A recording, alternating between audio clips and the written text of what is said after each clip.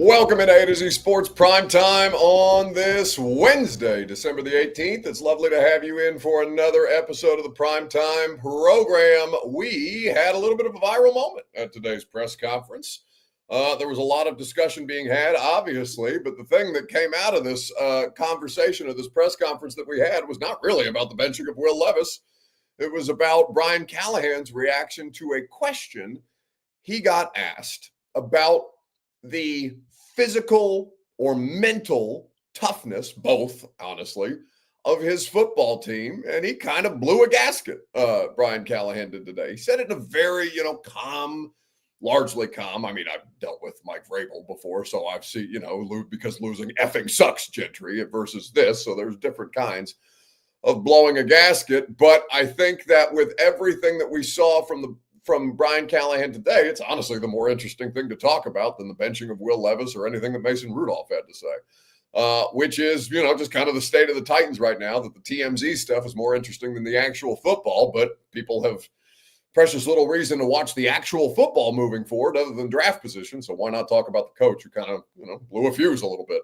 So we'll get into that today. We will then talk about the benching because there were two benchings that are being talked about in the NFL right now. Of course, the Falcons and the Titans. And we'll talk about which is the worse benching given the situation that they're up against. We'll do a little rising and falling. Vandy making an appearance in the final segment of the show today. But in the meantime, we have to talk Titans. Corey D. Jackson says, I thought it was the spirit of you that leapt into Cali. Gasket time. Yes, he had a little neck vein, didn't he? But that's we're gonna work our way through how much that actually matters. Because there's a couple of things that he touched on there that I think are valid, and some of the things that he touched on there that I kind of don't really give a shit about. If I'm a fan of this football team, and honestly as a media member too, because there are, we've talked about this before, and this is a quote that I stole from Mike Vrabel, who stole it from Ron Rivera. There are things that are interesting and there are things that are important. Well, today is a show about a thing that was interesting and not really that important. And we'll see how you guys feel about your coach's reaction to being poked and prodded a little bit, because this is probably one of the more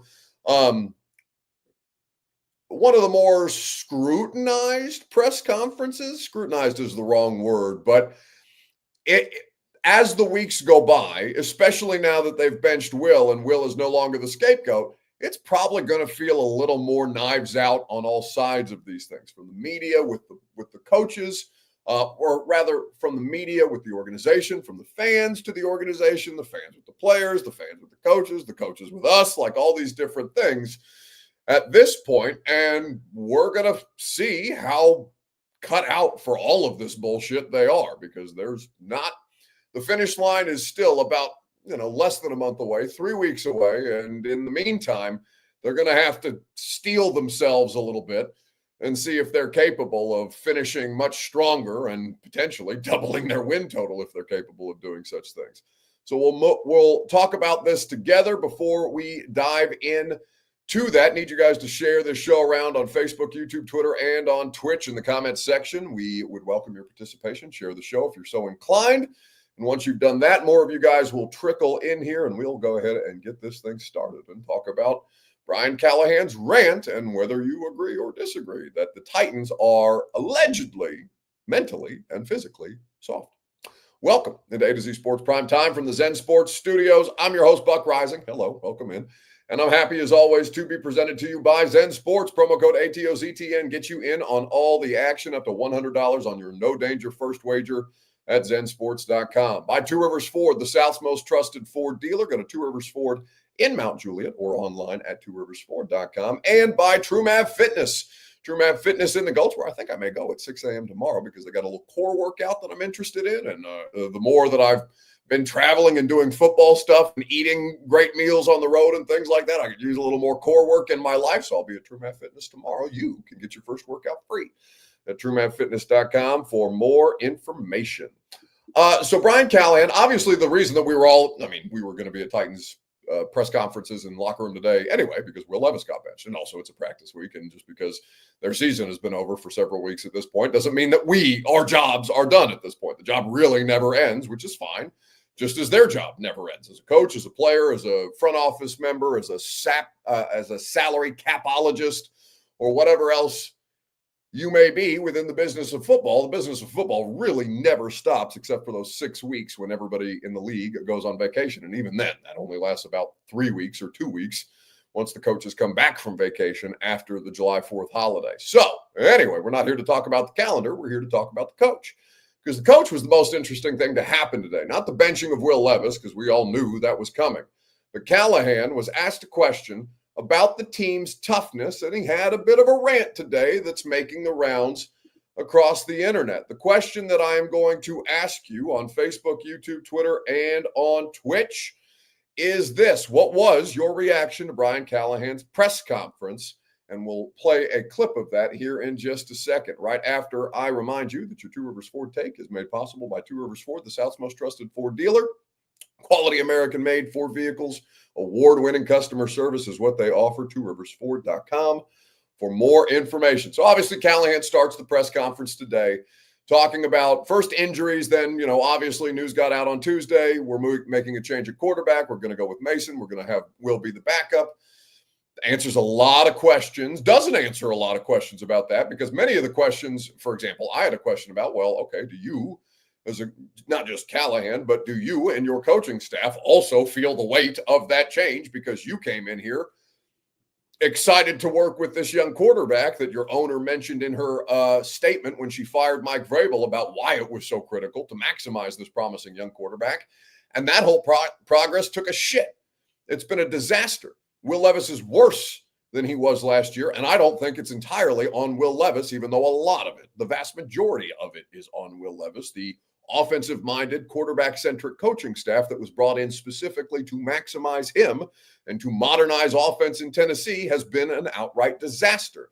Again, I say Will Levis bears the brunt of that responsibility, but now he's gone, and the focal point is now the coach, who is 3-11 in his first year, whose football team doesn't get better very often and experiences great successes like a win over the JV Dolphins with Mason Rudolph, a win over the Patriots at home, the only win that they've been able to secure this year at home against a Drake May in his third or fourth or maybe fifth start for Drake May. And honestly, I think Drake May beats them at this point in his career, because he's a much better player now than he was a couple of weeks ago, or I guess a couple of months ago at this point. And then, of course, they have the Texans win, which is the most quality win that they have.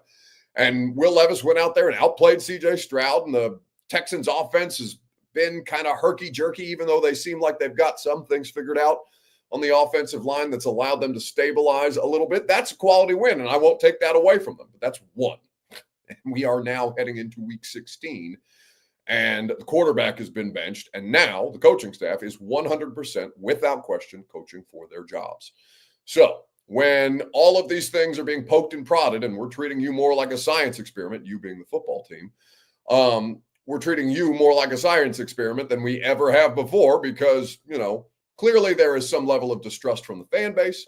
Not all of you, but it seems like a solid chunk of you don't feel great about the direction that this thing has been on or is heading into in 2025, because 2025 does not feel like it should have, or like it should come with a great deal more optimism, even though this team has made a couple of different plays that you could probably count on two hands that might have them closer to 500 than you would otherwise imagine, certainly better than 3-11, and that you can directly pin on the quarterback. But again, I say to you, the quarterback is sat down. So now it becomes not just about, okay, Brian Callahan, what are you going to do with Mason Rudolph? Mason Rudolph's a mid quarterback or an average quarterback or a below average quarterback or a backup. Said it on the radio show today. It's not really even about that. It's about, can Mason Rudolph be league average?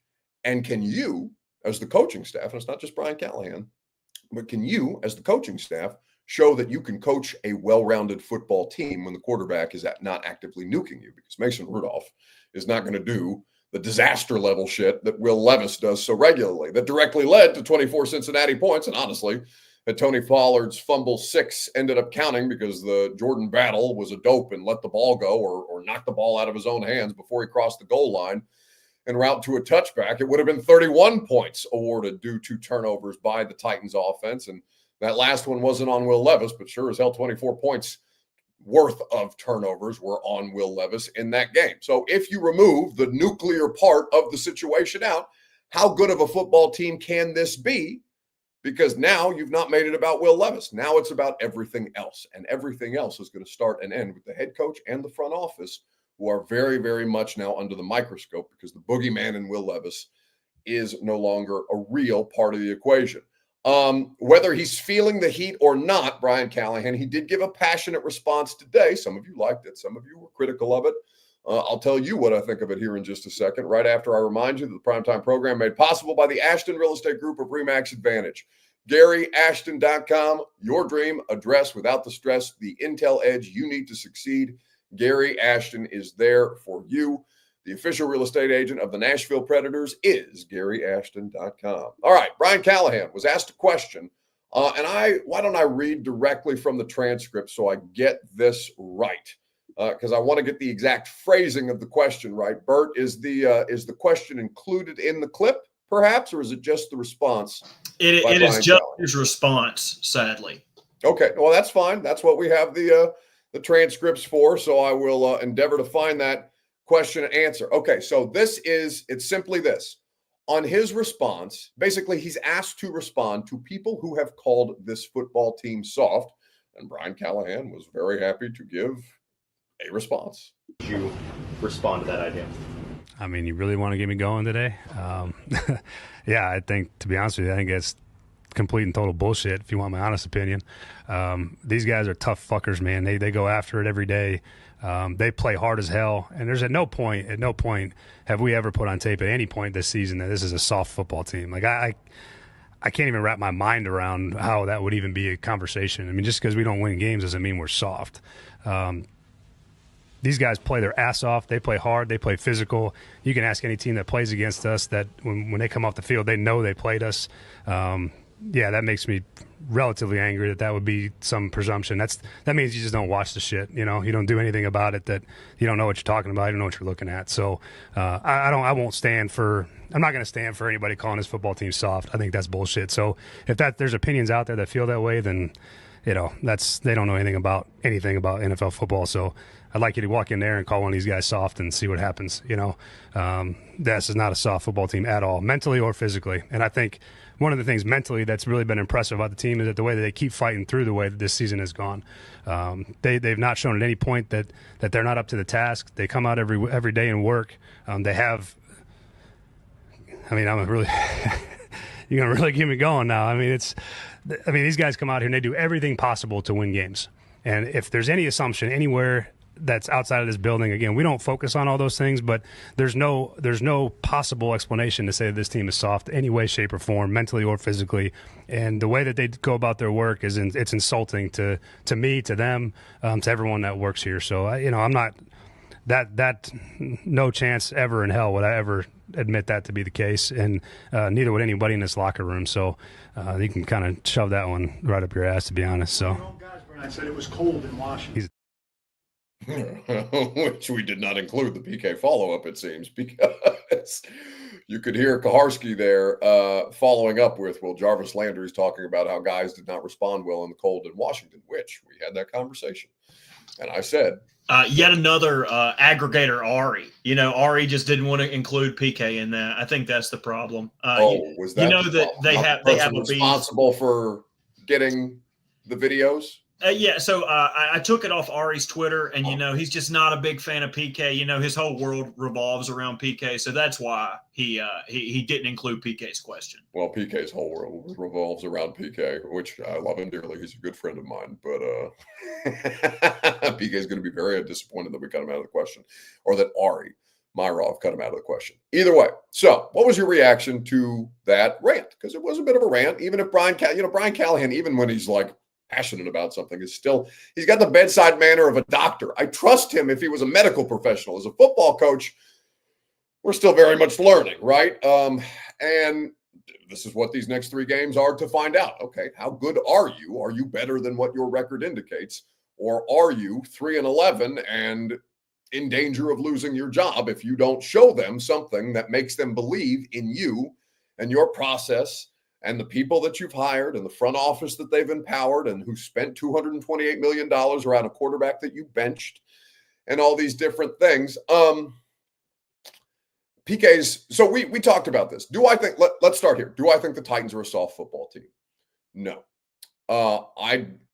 It's really, really hard for me ever, because I have worked around professional athletes for damn near a decade at this point, which sounds like a very obnoxious sentence to say, but that's what it is. I don't know any of them, even the ones that bust out or don't make it in the league or disappoint you or anything. Caleb Farley, for example, is not soft. His body failed him. Traylon Burks is not soft. His body failed him. He's a hardworking, blue-collar, bust-ass type of player. He just hasn't been able to put it together. There's skill versus work ethic and toughness, and I don't think that this team lacks toughness. I just think that they have serious issues across the board that start from the top and trickle all the way down and permeate everything that they do right now. I think there's a pretty significant leadership void in who you look to, who's got, it's a pretty cliche phrase to say, who's got the pelts on the wall, right? Who's actually accomplished anything of consequence on the Tennessee Titans? Well, the answer to that is Brian Callahan was an offensive coordinator for a Super Bowl contending team. The Bengals didn't win it, but he did go to a Super Bowl with that team. L'Jarius Sneed has 2 Super Bowl rings, but obviously he's been a non-factor for the vast majority of the season. And the rest of them, there are guys who have NFL experience, but not guys who have accomplished anything of consequence at this point in their careers, right? There is no Derrick Henry, no 3-time Super Bowl champion Mike Vrabel, even Logan Ryan. Like John Robinson, when John Robinson was working at the peak of his powers, as opposed to the one that crashed out in the bottom half of his career, he went out and acquired not just proven players, but players who had accomplished things in the league that the rest of the locker room could look to and say, okay, that guy has been there. That guy has survived the ebbs and flows of an NFL season, and that guy can help guide us through, or that collection of guys can help guide us through whatever events that we might transpire. Wesley Woodyard had been to a Super Bowl with the Denver Broncos. Logan Ryan had 2 Super Bowl championships. Malcolm Butler had won a Super Bowl. He should have been the MVP of that Super Bowl. Obviously, he wasn't. It was Brady, but Brady ended up giving him the truck, I think, that the Super Bowl MVP won anyway. So there's mixed reactions based on what I'm seeing from you guys here. Ryan Field says Callahan came across as trying to be intimidating, but really looked cringe. Jesse Morin says soft as athletes, no. Soft as a whole football team, yes. TK, he said not physically or mentally weak, and that's straight up a bullshit lie, says TK. Okay.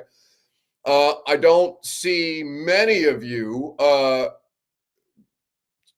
getting or supporting it. At least I've missed it. If I have missed it, people who are in favor of what Brian Callahan did today or like what Brian Callahan did today and don't see it as, somebody who's kind of going through it, because that's the way that I take it. Like, he's just going through it. When his voice cracked after the Patriots loss and we could tell that he was about to tear up, that's real. That's real, raw emotion. And I appreciate him, I don't know whether he was willing or just unable to keep his guard up in that moment. It hit him pretty hard that they finally won a game after going, months without winning a game. After that one Miami game took them so long to win at the end of their 1-4 start. And then they went months without a win before the Patriots went at home. And that's still their only win at home of the season.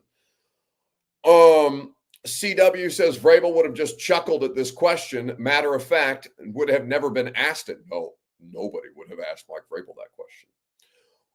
Which, in and of itself, to me, is a bit telling. I don't know. Now, Brian Callahan is infinitely more approachable than Mike. And I maybe it was fair to ask that question of some of Mike's teams. I don't think so.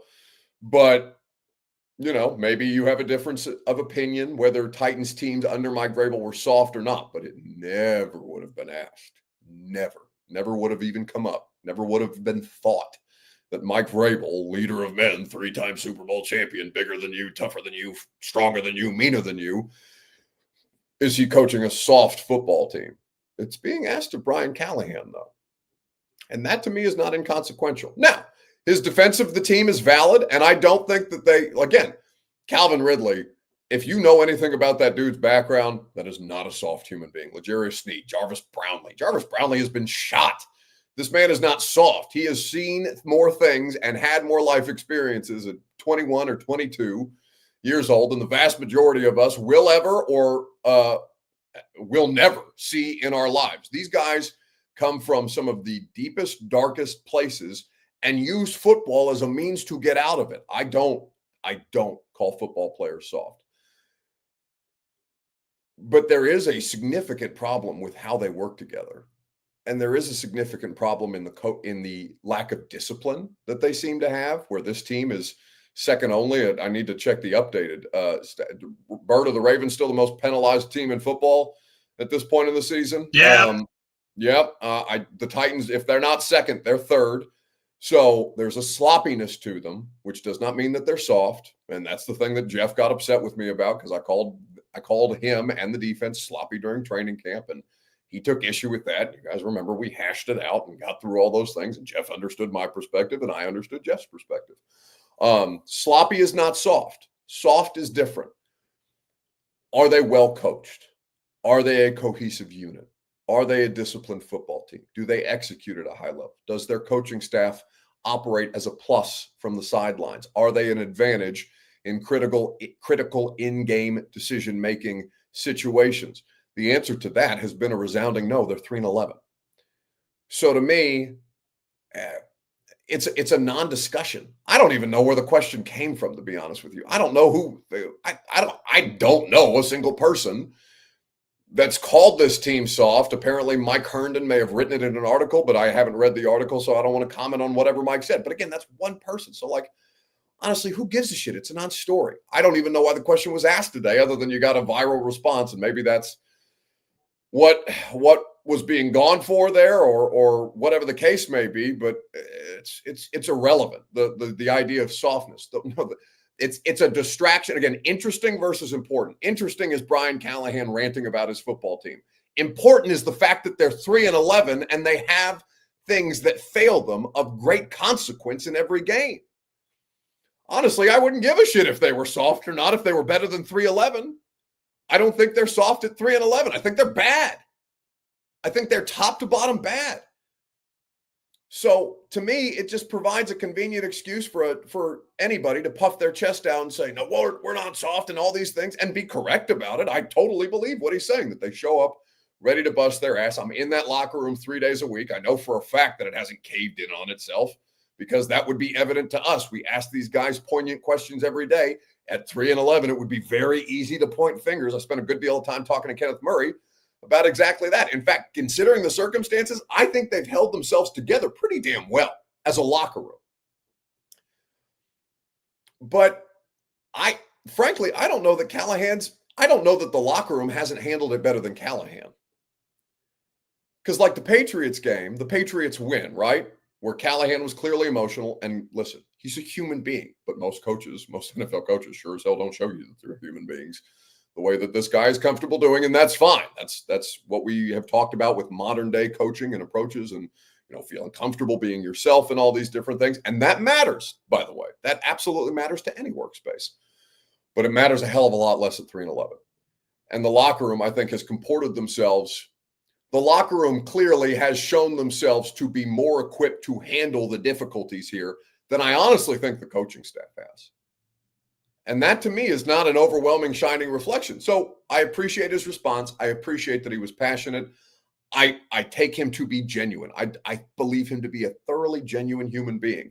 And I think had he not landed in this shit situation, I think he's getting a pretty raw deal. I think he could probably be a fine coach in a better situation. But this is not a fine situation. The Titans are a disaster. And so I don't, for Brian Callahan's part in it, it may end up just being, however long it lasts. And right now it doesn't seem destined to last very long. But, of course, they have opportunities to prove otherwise. And I would sure as hell welcome that, because, God, I'm tired of watching bad football and talking about bad football and rewatching bad football and listening to you guys bitching about bad football. I'm tired of them and the way that they have so badly fallen flat on their face. I'm tired of the fact that they've wasted everybody's time, including yours. Mine, yours, everybody else. Theirs, they've wasted their time. They've wasted a year off their careers, respectively. They've wasted a great deal of time on all of this. Aubrey Calvin says, I like that he did that. He's tired of the media talking shit. If the media keeps it up, you're going to get close Callahan like Mike was. I don't know what close Callahan like Mike was. Either way, I don't give a shit what they can say or act or be as tired of us as they want to be. You don't get to be tired of the criticism at 3-11. And the fact that there is even a percentage of you that are willing to cape up for 3-11 is so perplexing to me, which makes me, and it's not just about the coaches or the front office, it's all of it. The fact that the organization has shit the bed so summarily, has taken such a nosedive from being meaningfully competitive, and that there are people out there being like, yeah, stick it to the media. Who gives a shit about what the media says? Play better football. Take the weaponry of criticism away from us. If you want to have nicer things said about you, the entire summary of this season has been play better football, coach better football, get better players, make less mistakes, not be second in the league in penalties, all these other things. If you think that criticism is unfounded, I can't help you. Nor do I want to. Like, I just think that that's nonsense. I think that's such a weird way to go about all of this at this point in time. So yeah, good for like when Vrabel did it. You guys love when Vrabel took a shot at us, or not literally took a shot at us. I'm sure some days that he would want to. But you guys loved it when Vrabel did, and then you wanted him fired, and you loved that Brian Callahan did, and he's 3-11, and at some point you're probably going to want him fired. Like, all of this is just such nonsense. Max says Buck is triggered. Yeah, I'm triggered by bad football and people who cape up for it. And yeah, this is the first losing season that I've ever covered, and it's worn on me. I've aged 10 years in 1 year. And I know it's not about me and who gives a shit about me and all these other things, but I think that I'm a reflection of you, of some of you, to a degree. I'm just the one in front of a microphone and a camera on a daily basis. So please, please, please, please, either have higher standards or pay more attention to the shit that's actually important. Not the coach ranting about a football team that's not soft. Again, I don't think they're soft. I think they're bad. And the bad of it is the most important part. And the bad of it, to the extent that Will Levis was a huge part of it, is now out of the equation. So show me that you're more than that. I don't care what you say, do something. I don't care how nice you are or your approach or how much you're going to modernize offense. Still waiting, by the way, on all of this. And I mean that about all of them. It's not just about Brian. Brian is the face of the coaching staff. This criticism extends to all of the coaches. This criticism extends to the entire front office, not just Rand Carthon, because it's all of them. They are all responsible. This criticism extends to the players. They know this. They have to deal with our shit every day, but Saturday and Tuesdays. But still, I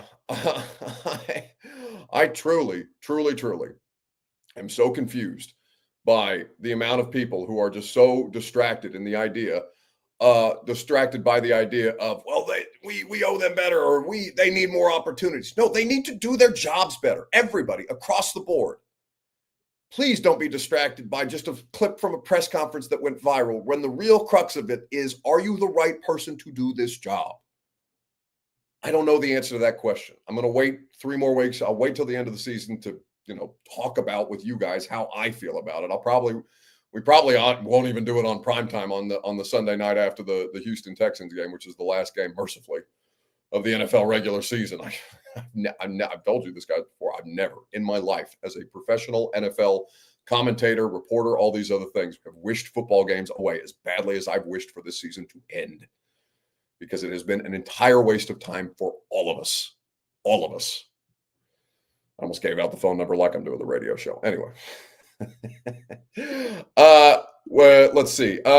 As Zachary Smith says, people who get offended by a question and react like that usually means it holds merit. So you're talking about Brian Callahan, that Brian Callahan showed, took such umbrage with it. What's the common phrase? Hit dog holler, right? That kind of stuff. That's what you're alleging about Brian Callahan. I don't know that. I do know that. I don't think they're a soft football team. I think there's plenty of places to criticize professional football without going to the lowest common denominator, which is an easy thing to say. And by the way, they've given you opportunities to afford that criticism. That Washington game was dog shit. Across the board, awful. And the way that the players talked about that Washington game afterwards, I was in the locker room. I was there when, microphones and cameras in front of Jeffrey Simmons and Jarvis Brownlee and everybody else that commented on that game and had weird-ass things to say about it, and then had to, kind of reel it back in after the fact. Because what are you talking about? It's too cold for some of your teammates to perform in this when it's 40 degrees outside. I think that in the situation for this, soft is not a fair criticism, but that game specifically opened the door for people who wanted to afford that criticism the opportunity to do so. Where Jeff Simmons is talking about a hangover from success on a 3-win football team. What success? You've had none. I don't care about the Texans game. It's not the Super Bowl. It's not a playoff game.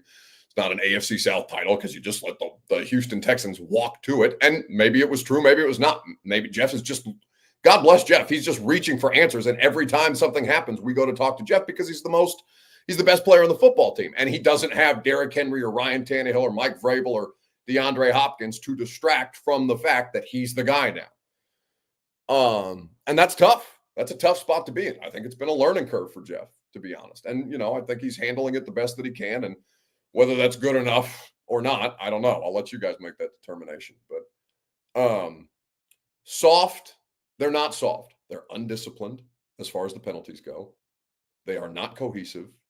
They have not been on aggregate well coached this year, and they do not perform. It's got nothing to do with your softness. You could be soft and still do better than 3-11. Plenty of teams have. Anyway, so let's go to the benching situation. I suppose we should talk about what was the news of the day until Brian Callahan. Again, things are so down bad that the coach having just a little bit of emotion at a press conference is 10 times more important than the quarterback who got benched. But still, let's talk about what was the worst benching. Was it Will Levis or was it Kirk Cousins? We'll talk about it together in the comments on Facebook, YouTube, Twitter, and on Twitch. We will discuss at length right after I remind you the Primetime program is made possible by Zen Sports, who offer you so many great opportunities like this one. Their grand prize winner for the Big Game Sweepstakes College Edition. You are going to get the chance to go to the very first big game in the new college football tournament with a grand prize of $10,000 cash and 2 tickets to the biggest college football game of 2025.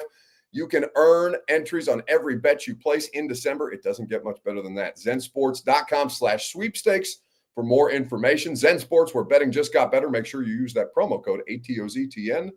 That is just behind me there. No danger first wager, limited to plus 500 odds to qualify. Terms and conditions do apply. Must be 21 plus and in Tennessee to bet at Zen Sports. They are there for you. So Falcons bench Kirk Cousins. That was the bigger story league-wide. Titans obviously bench Will Levis. They're a 3-win football team. Atlanta trying to contend for the division. They're making a quarterback change because they think it will propel them or at least help them keep pace with the Tampa Bay Buccaneers. For the Titans, the only thing that it tells you, well, it tells you 2 things. It tells you, 1, that Brian Callahan is not done because he's under contract, but done with Will Levis.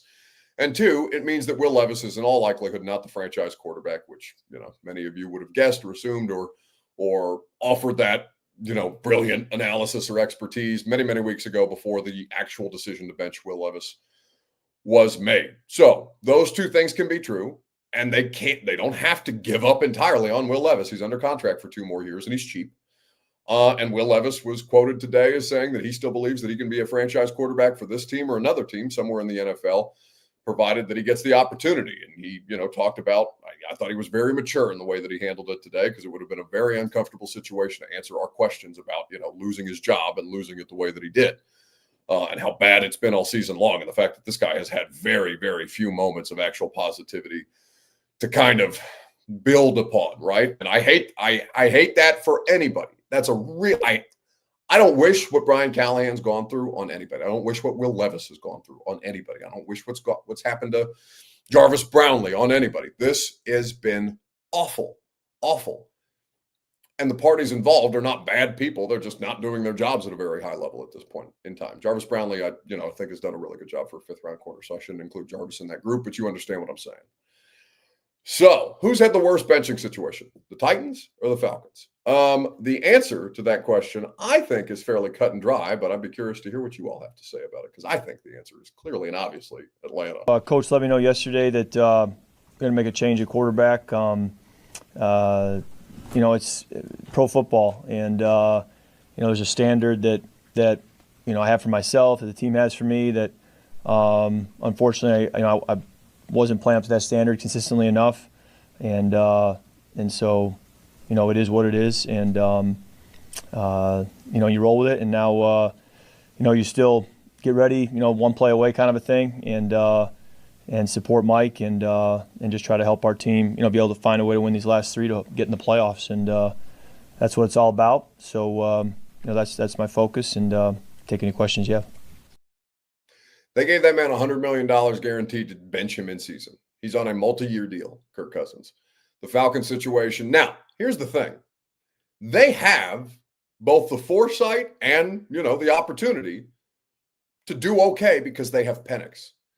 And this is what makes it a little more of an open discussion than I might think, because I feel like it's pretty cut and dry when you invest that much in a quarterback and then draft another one, waste a first round. I don't think it's wasteful if he ends up, leading them to a division title or helping them get a wild card berth or something to that effect. Because right now Atlanta is 7-7 with the Bucs in the lead in that division at 8-6, and it's going to come down to the wire. I think that the situation for Atlanta, the pros for that are they have Michael Penix to go to. What do the Titans have? The biggest knock on the Titans right now, it's not even about right now. It's about where on earth, where do they possibly go from here? Because this is not a good quarterback draft. Your best option in free agency may well be the guy that you just saw a video of getting benched. You're going to call Ryan Tannehill in the offseason, Joe Flacco, going to get you through 2025? Like the propositions for this, are you going to either, one, try and pay Sam Darnold outright $40 million, two, hope that the Vikings don't franchise tag him, which they probably will, and then try and trade for Sam Darnold and give up picks and money to go get that player? If Minnesota would even let him go at that point, but you would have to offer a pretty solid ransom if that is the path that they are going to go down and expected to go down at this point in time, though I guess that remains to be seen. Are you going to trade? Are you going to give up more picks and maybe try and trade them for J.J. McCarthy? Well, I wouldn't do that if I was Minnesota. And also, you need picks worse than anybody right now. The biggest knock on Atlanta is that they gave out that contract, but that they have the solution already, or at least they think they have the solution because they drafted him in the first round. That may not work out for them. I don't know, but at least they've given themselves that breathing room. Tennessee, there is no clear path forward. And that's honestly, and we've talked about this, that's the scariest part of the Titans proposition. The worst benching is Atlanta's because of the contract. The worst future, we'll see what happens with Penix because there's no guarantee that he's going to be good. But right now, you feel better about the Falcons' future than you do about the Titans, almost assuredly. So it's not as easy as you want to make it. Rising and falling, whose stock rose, whose stock fell this week in sports. We would welcome your participation. Oh, look at that, Ramon Foster in the chat. What's happening, big fella? What, are you bored too? Bert is distracting everybody involved because we've got a group text going right now. Me, Slay, Bert, and Lucas, which I should not be responding to the text in the group chat right now, the way that Bert, Ramon, Slay, and Lucas are all doing. Get out of here. What do you want? What are you doing? The number one rule of the group chat is don't talk about the group chat. That's not true. This is not Fight Club. It is just like Are you Fight doing Club. Something something illegal that we would not be able to talk about the group chat? Mind your own business. Off my screen. Anyway, whose stock rose, whose stock fell this week in sports? Rising and falling is the question. You tell me whose stock rose, whose stock fell. I'll tell you that the Primetime program is made possible by the best workout in Middle Tennessee, True Math Fitness. True Math Fitness is where I'm going to go for some core work tomorrow because my middle's getting a little soft after this football season, this holiday season, and I'm tired of looking at my gut TrueMap Fitness has all manner of different workouts programmed, whether it be group fitness classes, an open gym for you to work out how you want to work out, or personal training also on offer. Their membership is incredibly cost effective on a monthly basis. You can sign up for a 6-month plan. You can sign up for an annual plan. You can do it on a class pass basis, on a drop-in basis if you want, but you can also do it for your first class free, courtesy of A to Z Sports at TrueMapFitness.com. They are there for you. No workout ever recycled or repeated. Whose stock rose? Whose stock fell this week in sports? Ramon says, why y'all so hard on the coaches here, Titans fans? Well, listen to Ramon. I've been not shitting on the coaching, but I've been very critical of the coaching, including the rant today, because I don't care how soft Brian Callahan doesn't think his football team is. I care that they're 3-11 and, don't show with Will, or haven't shown with Will Levis, that they're capable of getting better, even though the whole reason that they were hired was to make that player better, and all he has done is get appreciably worse. So the harshness is on more on my side, it feels like, than on the chat, but that's chat's entitled to their opinion as well. Rashid Jenkins says, stock up Bucks. Oh, didn't the Bucks win the NBA Cup last night? I'm pretty sure. I don't know. I've watched a little bit of the Grizzlies so far this year. The football has still not been bad enough for me to get into the NBA just yet, though I'll catch a game from time to time. I did not watch the NBA Cup, but I do believe they won the NBA Cup last night. The stock up for Jesse Martin says Titans pass catchers within 3 yards of the line of scrimmage. Oh, because Mason is starting. That's pretty good. Let's see. Who else has a stock up here? For falling, Max Augsburger says Will Levis. Stock falling. Lev benched, says Drew Acosta. Stock up for Jermaine is Tavondre Sweat. Angry run. Yes, he did get the angry run scepter. That has been a long time, or it feels like an eternity, since Derrick Henry won an angry runs scepter from the Good Morning Football crew. But Tavondre Sweat stiff arming a dude en route to a fumble recovery that I think he took back for like 32 yards is absolutely deserving of an angry run, and probably some earthquake jokes in there as well. Major Key says, shout out to Michael Vick getting a head coaching job at Norfolk State. It's really cool to see the amount of, at least, and it's a small pool of them, right? NFL legends who are giving back in a couple of different ways. Now, Bill Belichick is obviously there because it doesn't sound like he was going to get back in the league. That's less selfless than what I think Deion Sanders has done, first starting at an HBCU and then moving to Colorado and turning around one of the worst Division I programs in football the way that Deion does. I think Eddie George has done a spectacular job. Frankly, I'm embarrassed that we haven't talked about it as much as we should have, as Eddie George was leading TSU to the postseason, the first postseason that they've been in, I want to say close to a decade, if I'm not mistaken. I'd have to go back and fact check myself on that. And now you have Mike Vick going to Norfolk State, which to me, and I can't speak on this because obviously for me to speak on the idea of the impact of Black coaches or Black athletes giving back to historically Black colleges, I'm probably not the person best equipped to speak on the importance and the value of that. But when I have heard people talk about it who are more qualified to give such commentary than I am, I like the fact that there is that element of it.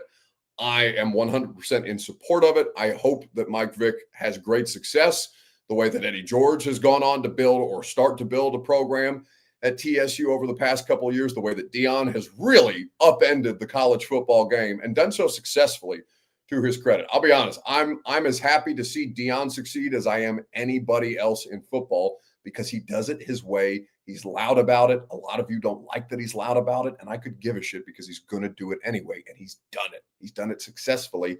And basically, Deion Sanders is going to be one of the biggest stories, if not the biggest story of the NFL draft, which is a direct result of the success that he's had, and also, of course, that his son is one of the top quarterbacks in this draft. We want Burt for what? Listen, Burt, I don't know if it's okay, fine. You want Burt? You can have Burt.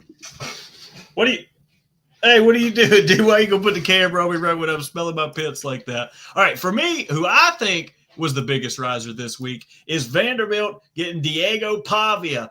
Big D Diego coming back. Here's his just sliding them things on the bridge of Alabama's nose back in, I think it's October. Who the hell knows? Inches big Alabama line. Depends on how much space you get, not out of the shotgun. They're 2 of 3 on 4th down this year. Pavia wants to throw. He goes down the middle. It is caught. Touchdown, Vanderbilt and Junior Sherrill. This is what the Alabama defensive coordinator looked like. He's like, I can't see shit out of this thing. That's what. And, Diego's gone. Hell yeah, we can see again. Oh, what's the score? Damn, we lost. Yeah, so that's my rising and falling. Appreciate everybody coming on the show. Thank you for Bert. Thank you for Bert putting this thing together. Appreciate Bert scheduling all the tweets, sharing on Facebook, and feel like I'm forgetting somebody. We'll fix it in post. You guys come back tomorrow for the last episode of Primetime this week. We're going to talk about the game. We're going to talk about some fun shit. We're going to talk about whatever y'all wanted to. So we're going to leave you this. Watch this little child get pulled off by this kite.